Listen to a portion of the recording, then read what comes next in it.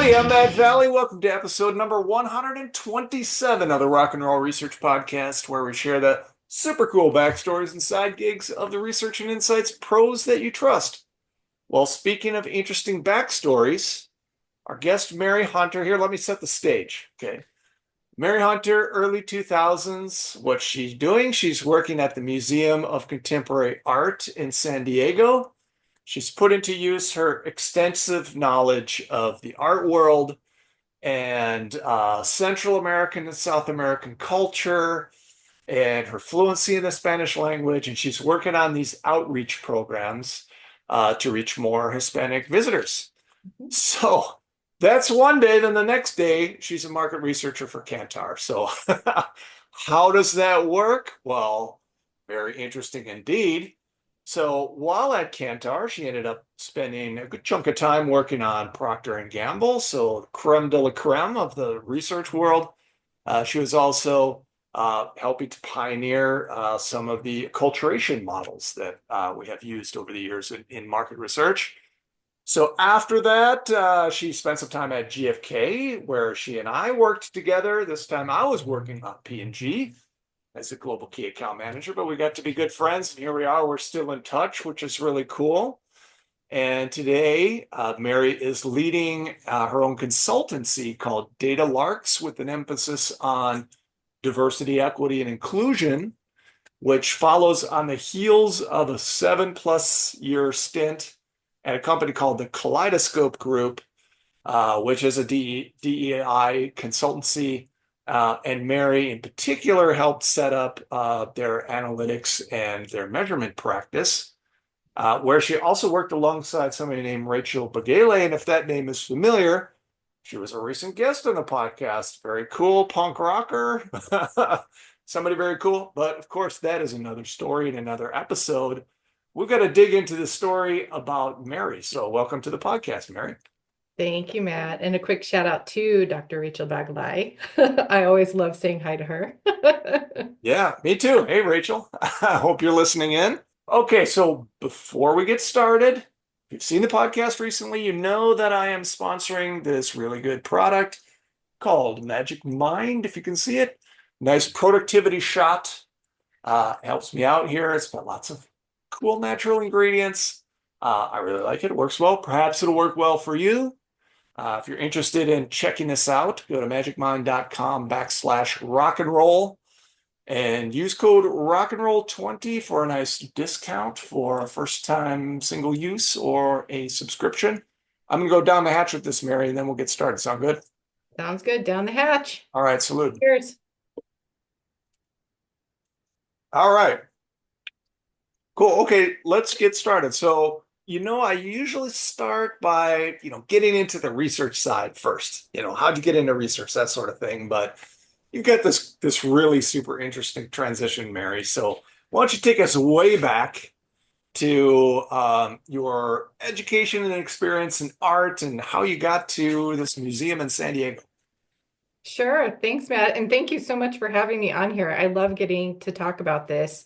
As I think I've shared with you before, in the past, I kind of had to hide my background. And That's now right. I'm learning to really celebrate it because it has contributed a lot. Yeah, I've loved art since I was a young child. And I even started studying studio art in college. My first few years, that's what I majored in. And I ended up Oh, minoring, even though I switched over to art history. And I really did because I started to realize just how tough it is to be a career artist and just how fun it is to get to contemplate and critique other people's art as opposed to your own. yeah, that's right. It's an easier side to be on. That's right. That's right.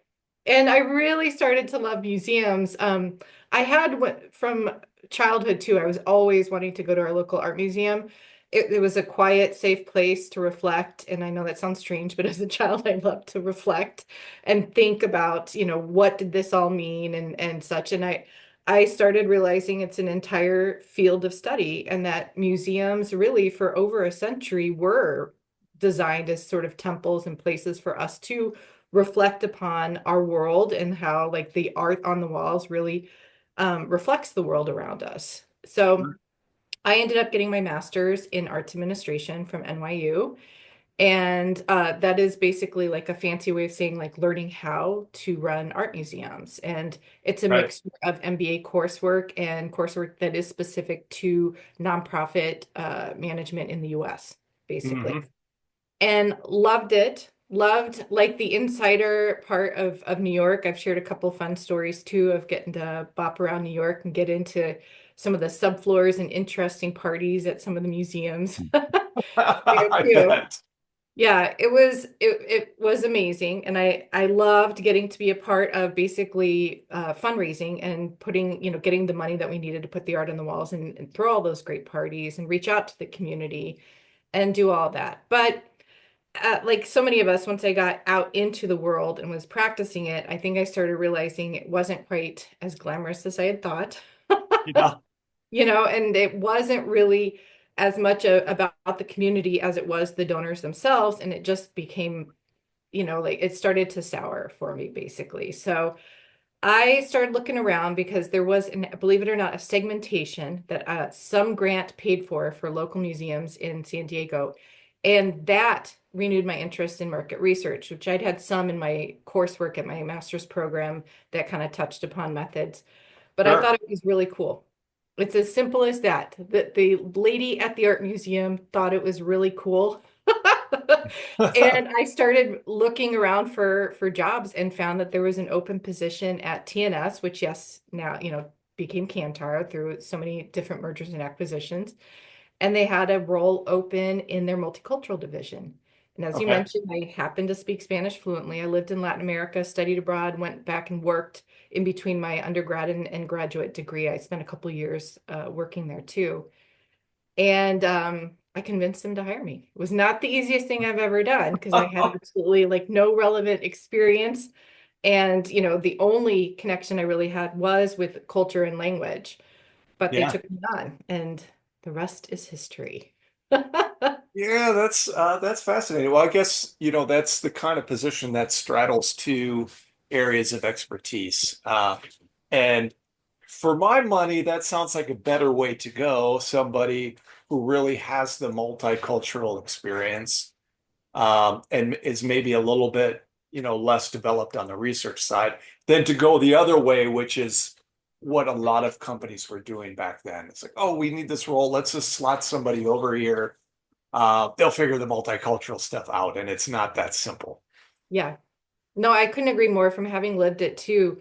You can teach people research methods, but it's very hard to teach them the multicultural side. A Yeah, lot of people just bring their own perspective, maybe from their own family, their own lived experiences, which can be great, but without additional perspective, you can get kind of a myopic view too. And that yeah, can be an added challenge too. So really finding somebody with a broad expertise who understands too interpreting the data through a cultural lens. Not everyone understands that either. yeah. That was something, and that was something that they were smart when they were hiring me too, believe it or not. They had me do a mock focus group so that they could see me interact with people. They had me write a report and analyze, an ad and what would we do so that they were able to see early on that even if I didn't know the research methods, Yeah. inside out, I knew what to do with the data. Interesting. Okay, so tell me a little bit about that journey as you're kind of entering this new world. You obviously have to learn the research side on the fly to some extent. So tell me about that transition and how that went. Well, I owe a lot of people a lot of things. Because also at the time, even though TNS was a large multinational company, they really didn't have formal training. I mean, anything that they had Right. was, like harassment training or leadership training, or, it wasn't directly related to the research, which was interesting because there weren't a lot of formal programs. There was like the Georgia program out there, but that was it. So not a lot of people had any formal education in this either. Sure. And really, the only way to learn was hands-on, So they put me with a lot of great researchers who would get stuck spending time with me and walking me through it. And it didn't have, like, it wasn't without its bumps. I mean, we certainly even had P&G clients who would raise their Right. hands early on and be like, we love Mary for the insights that she brings, but she's not really adding a lot of value when it comes to the research design and such. So I was fortunate enough to have some really great colleagues and managers and such who partnered me up with fabulous researchers who then we could learn from each other. Sure. I'd like to think I was able to share some light on the multicultural side, but especially about interpreting the data.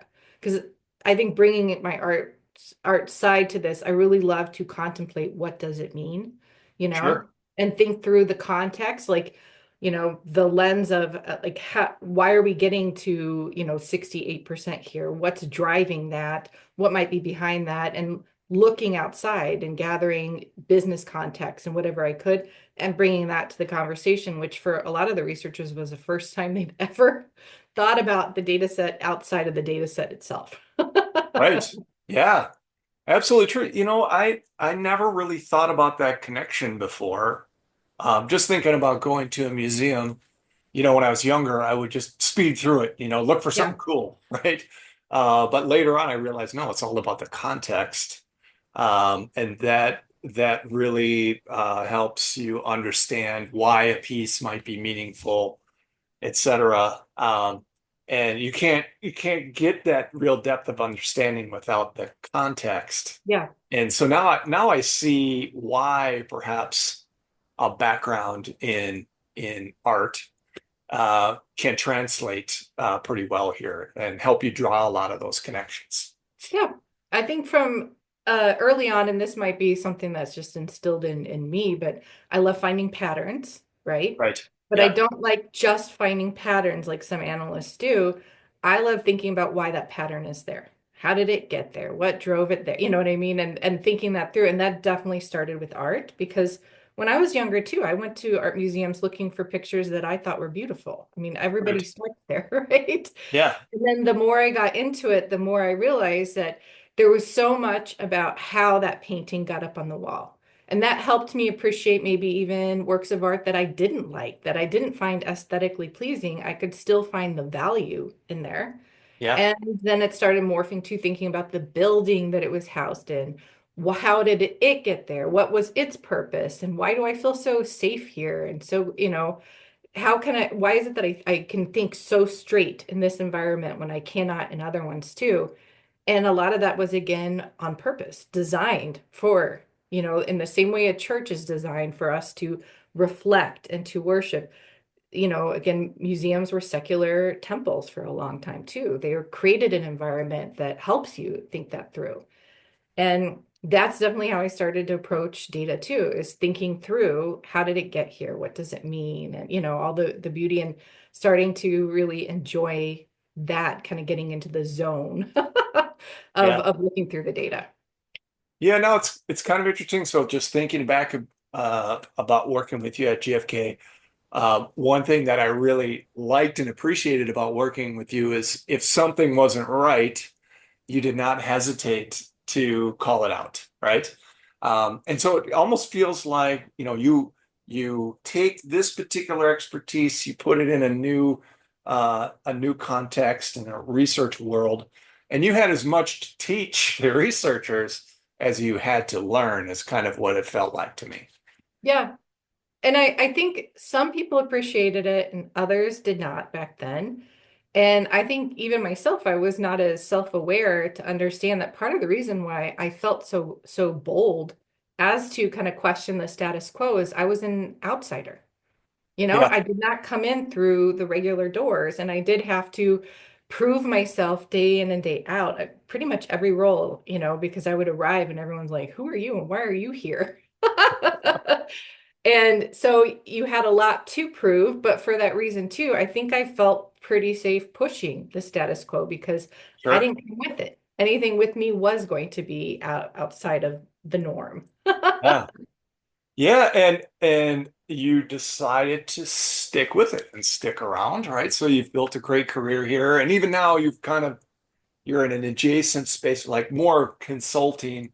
It's still informed heavily by research. So take us through a little bit the transition to Kaleidoscope and then what you're doing now. Yeah. And absolutely learning research methods really starting to embrace and understand that I couldn't leave that up to the great researchers. I needed to become a great researcher too. Right. And it's okay to have different skill sets. I still don't actually crunch the numbers, but I need to be fluent in the different analytical techniques and the new technology and all that. Embracing that is what got me to where I am today too. If I would not have done that, I wouldn't have had the skills to take it into consulting.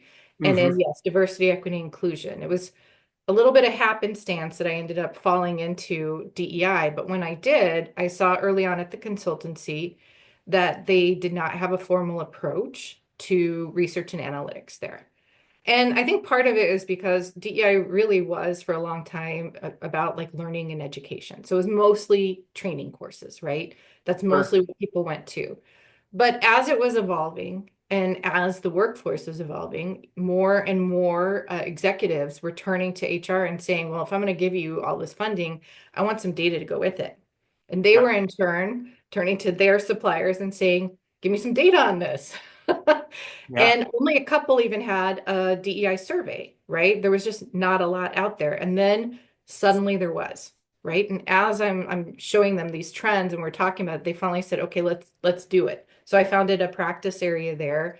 And that's where I got to meet Rachel, and we developed a measurement framework, validated it, started developing inclusive research practices, and helped a lot of different companies with surveys, focus groups, other types of HR analytics where we're taking data from their HRIS, their databases with their people data, Hmm. crunching numbers to be able to give them some strong indicators of where their weaknesses are, where they need to build up strengths so that they're making investments based on data instead of just what the latest fad is with DEI or what somebody's personal agenda might be too. Sure. Sure. So And then at some point you decided, hey, I'm going to put up my own shingle. So tell us about that process.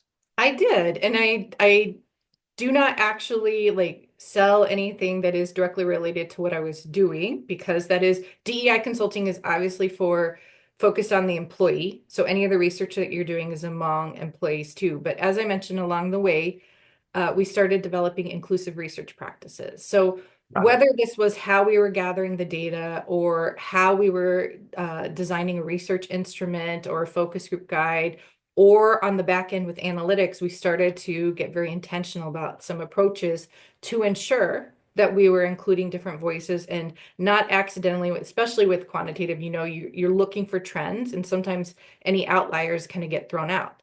Sure. But in DEI, a lot of these are simply divergent perspectives that need to be considered because you can't force that out. That's sort of the opposite of inclusion.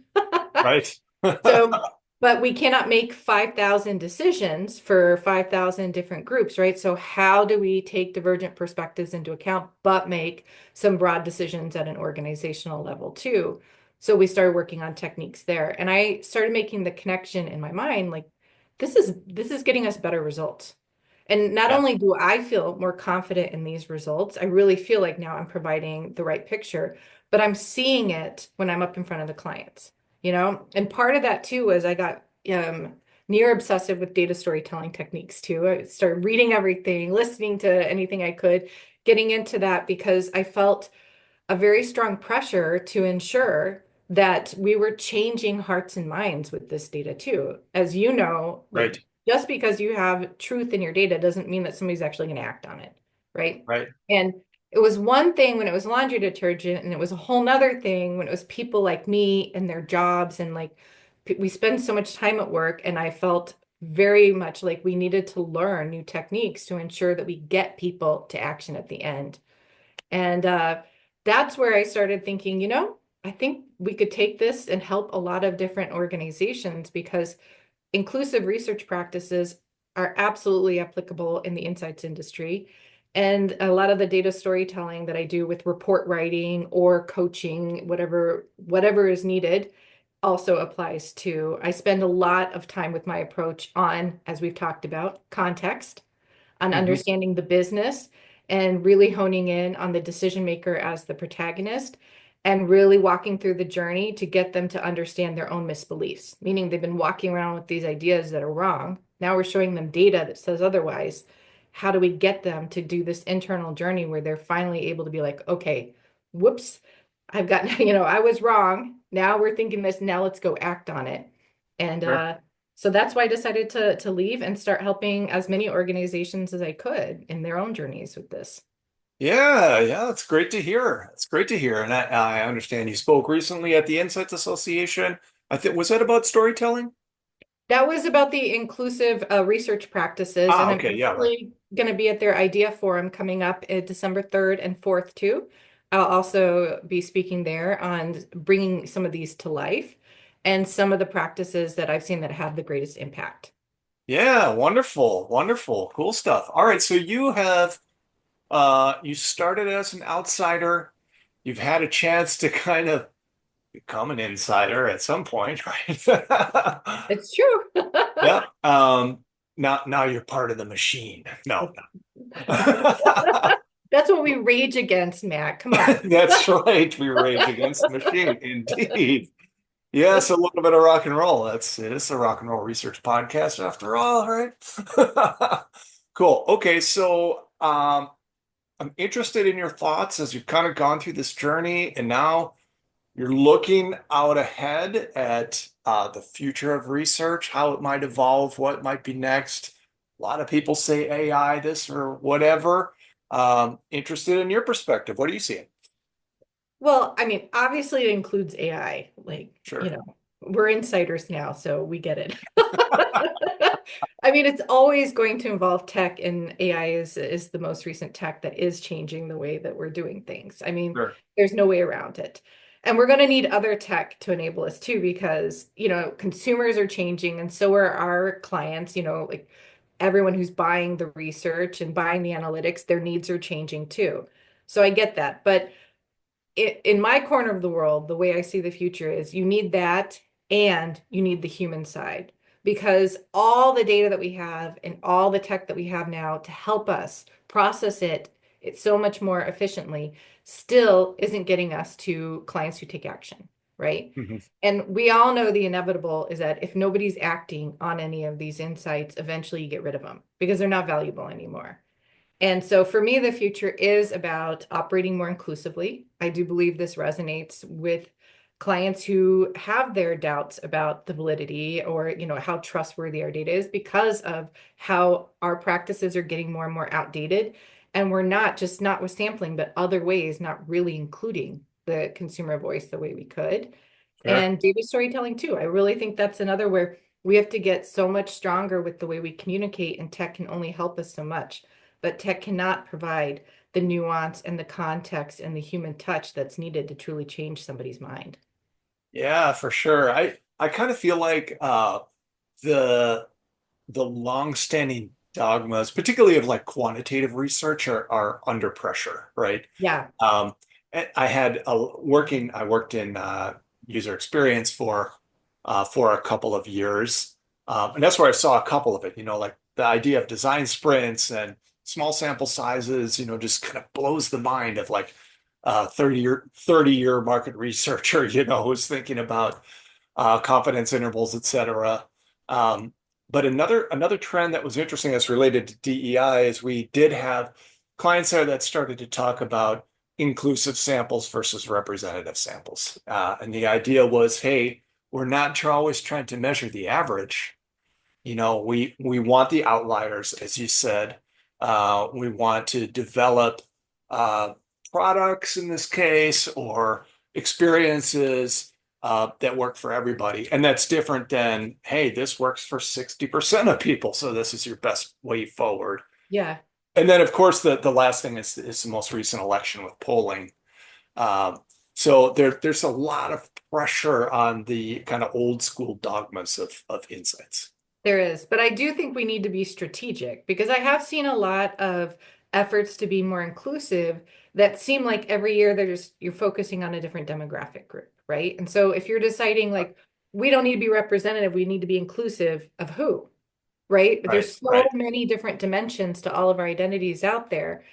I believe too that that's why you need collaboration with different experts because you can't throw away research methods. You need these researchers on board.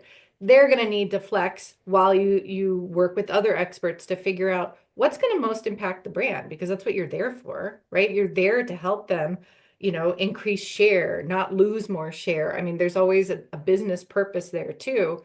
Mhm. And deciding who we go after may not be connected to what is like the biggest, group that you're discussing out in society at the moment, because that does shift also too. And maybe again, different groups that are going to most impact your business and who you're targeting and how you're messaging. So I always advocate for strategic alignment where we're truly internalizing to the Yep. company strategy, what they're trying to achieve at a broader level, and then taking that down to our projects to help us make decisions that are going to have a more positive impact. So we aren't just kind of going like this, which can Yep. happen easily. Yeah, here, here. Linking all the way from corporate strategy to business strategy to initiative strategy to project strategy, right? It should all be aligned. So, Yeah, I think it creates a more authentic approach too, because that's the other, social impact initiatives. That's the other beef that a lot of people have had is a lot of companies are sort of like towing a line. And again, it seems to change with whatever the headlines are at the time. They're going to change their own headlines. Consumers know what's up. And I think, again, if you start at the heart of the strategy, which should include company values and what it is they're trying to achieve on the business side, you can make better decisions that are going to help you target, be more inclusive, but again, in an authentic way and not, performative. yeah, yeah, awesome, cool. All right, so Mary, this is a podcast, right? It's media. We all consume media, one form or another. Curious to know, and it's a big, broad question. What media is earning your time for insight, inspiration, or enjoyment? Could be professional, could be personal. What are you consuming? Well, a lot because I love reading and I'm into quite a few podcasts. So I love all of the research podcasts. So I won't go through them other than of course calling out yours because I really do listen to yours. I love hearing All right. everybody's backstories. It's so much fun. And that is the honest truth. So that is a great way for me to relax, but still, get my insights fixed. And then others are Quick Brain. I've been listening to that for years at this point with Jim Quick. I love his guests. I love everything. And I love his voice. Even if I'm anxious, I'm like, I need some Jim Quick. But it's all about optimizing your life so that your brain can operate optimally too, which becomes more and more important with Sure, every year. sure. So I love it, whether it is, what you're eating to exercise to just normal habits to even speed reading. I mean, he has so many on there. I love him. And then let's hear. I knew I was going to forget the name of it. Since we're talking about art, I actually just started this book, All the Beauty in the World, the Metropolitan Museum of Art and Me. Loving it. For anyone who has Okay. a special connection with an art museum, it's about this man who loses somebody in his family and just decides he needs a break from the world and he goes to be a museum guard at the Metropolitan Museum of Art. And he ends up staying for a decade. And it is definitely about how art can heal, how this contemplation can lead to new ideas and new directions. It really is an amazing book. I love it so much. I would recommend it to anyone who's thinking, how on earth do I connect art to my life? Because my life has nothing to do with any of that. This is Yeah. a great way to see that. Is that nonfiction or fiction? Just curious. It's nonfiction. It is written by the Ah, gentleman who lived that, and he went on to obviously author this book and get back into writing, which is what he had studied and what he was working in before he left it all. interesting. Very Yep. interesting. And he owes his journey, by the way, to the 10 years of standing around the museum and Yeah. contemplating all of the art. And he goes into great detail. It's really a beautiful story about how something that seems like it has no connection can actually drive a lot of growth and development. Yeah, yeah, cool. You mentioned research podcasts. I really would like to mention a couple of my favorites. Yeah, Um, I would say so. Three come to mind. One is Joanne Lepore's podcast. Joanne Lepore from McDonald's. She's in the leads the Foresight group there. She talks to really, really fascinating people with very different perspectives, and I really appreciate that. Simavasa has a podcast, which is great. Uh, I love Seamus too. I love that. And I'm yeah, written down Joanne Laporte because I have not listened to hers. Going right yeah. there. Joanne Lepore's like lots of voices outside the industry. Sima is more voices in the industry. Yeah. And then, of course, I mentioned it on here before. I listen to Green Books, The Exchange every Friday at 11 Central with Lenny and Karen. They do such a good job of bringing me up to speed on the news. You know, what's happening, what's important, what should I be thinking about? A lot of AI lately, of course. I guess Uh, I didn't think to mention them because I just assume everyone listens to them for the same reason. It's such a great place to for go for sure. the news. For sure. All right, so three of my personal favorites. Okay, so we did you did allude to rock and roll at one point there, Mary. And of course, it is the Rock and Roll Research Podcast. So we've got to get into some rock and roll now. I'm really curious about this. Talked a lot about art. Actually, I'm curious to know who some of your favorite artists are, but um, before we get to that, it's all about the music. So let's say, Mary, you're stranded on a desert island, right? You have three albums of your choosing to keep you company for the rest of your days. What are they? Okay. Skank, Kalango, Patty Griffin's Children Running Through, and Jane's Zaneka. So, how many of these have you heard of? Skank, I have heard of. Um, Okay.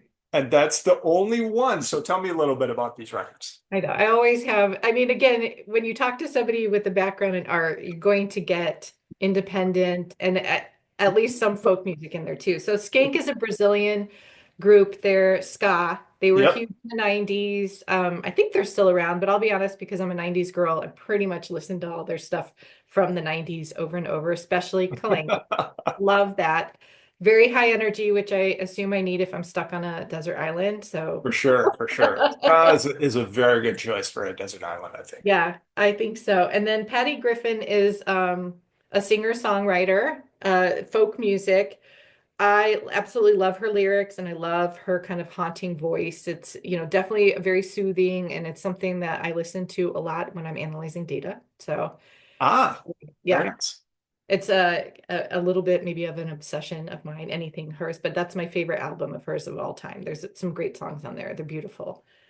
And then Jane is a French artist who has basically very eclectic style. She lived in like the Congo and Dubai, and I don't even remember all over the world growing up. And her music certainly reflects that. You might put it in like global beats or something, but as far as Cool. genres, there's like so many that influence her. Sure. But that was her first album, and again, that's where I think it's called Makiba is that huge hit that's made its way back around on social media now too. But I have been listening to her ever since her first album launched. Believe it or not, a fellow market researcher, Adil Patel from who was from TNS, now Kantar, had posted it on like Facebook. Hey, this is incredible, and of course, immediately opened it up and have been obsessed with her ever since too. I just love her. Yeah, yeah. You know, that dynamic is so funny on social media now. References of 90s music. You know, my daughter's 19, and all of a sudden she comes home. She's this huge Kate Bush fan, right? Because of Gotta love. Stranger Things. And now it's great to see some of those artists, get their due now, Yeah, get a big fat paycheck, out of nowhere. it better be at least. It better not be. I hope so. I hope so. If they're relying on their Spotify streams, then maybe not. Who knows? Okay, cool. So I did say I'm very curious now. An artist or two that really has always spoken to you that very personal. Well, when I was younger, I became obsessed with a lot of the modern Latin American art. So think like right around World War One up to maybe like World War Two-ish. Hmm. It was a time when, the Academy in France still kind of ruled the world. And so all these people would flock over there, study, but many of them returned to their homeland and kind of rejected the man, so to speak. Yeah, And they took a lot of the techniques they learned, but they started to really incorporate them into, their local cultures. So Tarsila do Amaral and Di Cavalcanti are a couple that are from Brazil that I loved. And I loved, I think the colors are gorgeous because I think of the time period too. There was a lot of beautiful colors going on, but also the influence of Brazil and Mexico in some too. And then sure. some more contemporary. I love Gerard Richter. You might have heard of him because he is a huge like global one too. If you haven't, look him up, but he's also one of Okay. my absolute favorites. He is rather eclectic too, where he has some that are kind of fuzzy paintings that he called like by candlelight, and others that are totally abstract, where he's layered lots and lots of different paints and basically like pulled them and then layered them again. So the technique is really incredible, and you get like just beautiful, beautiful work. But those are a couple of my favorites. There's so many because I still love wandering around and looking. I'm not in New York anymore, so it's harder to gain access to some of the new ones, but love Sure. them nonetheless. Sure. Excellent. Well, great chat, Mary. I love your story. It's really fascinating. We need more people in this industry that that come into it the way that you did, and with that kind of background, I think we'd be a better place. So good stuff. Thanks so much. Let's talk soon and rock and roll. Rock and roll.